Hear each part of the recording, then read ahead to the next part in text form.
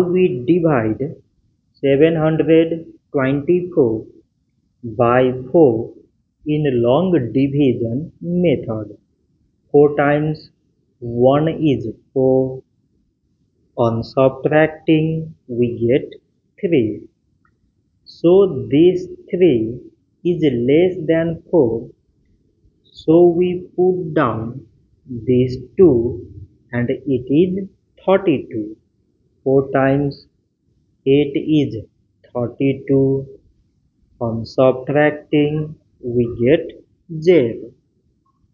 So again we put down this 4 and 4 times 1 is 4.